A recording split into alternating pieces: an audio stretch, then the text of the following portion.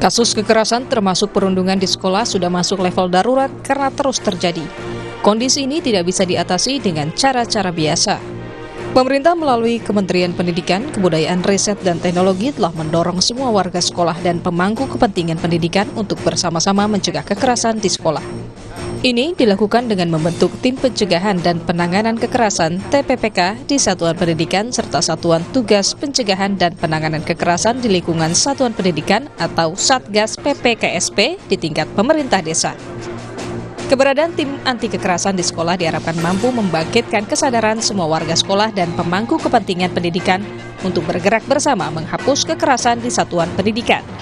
Gerak bersama menjadi kunci keberhasilan tim yang dibentuk berdasarkan Peraturan Mendikbudristek Nomor 46 Tahun 2023 tentang pencegahan dan penanganan kekerasan di lingkungan satuan pendidikan.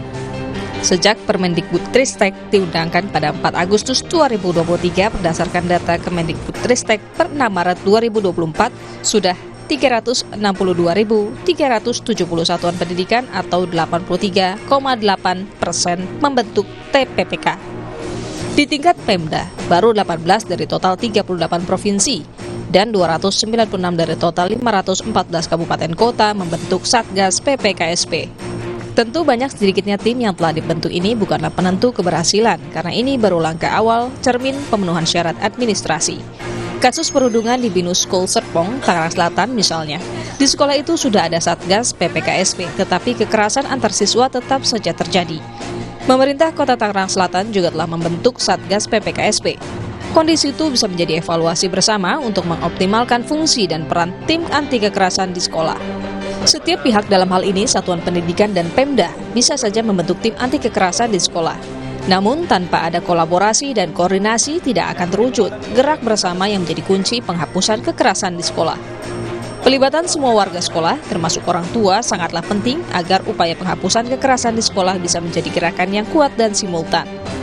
Keluarga merupakan kunci pencegahan kekerasan di sekolah karena pola asuh dalam keluarga menentukan apakah anak menjadi pribadi yang berkarakter kuat dan baik ataukah bermasalah.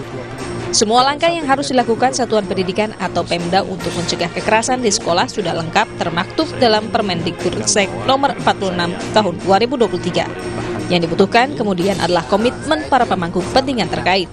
Komitmen yang kuat akan melahirkan kepedulian dan tekad untuk mewujudkan gerak bersama menghapus kekerasan di satuan pendidikan, bukan sekedar memenuhi ketentuan dan tujuan administrasi.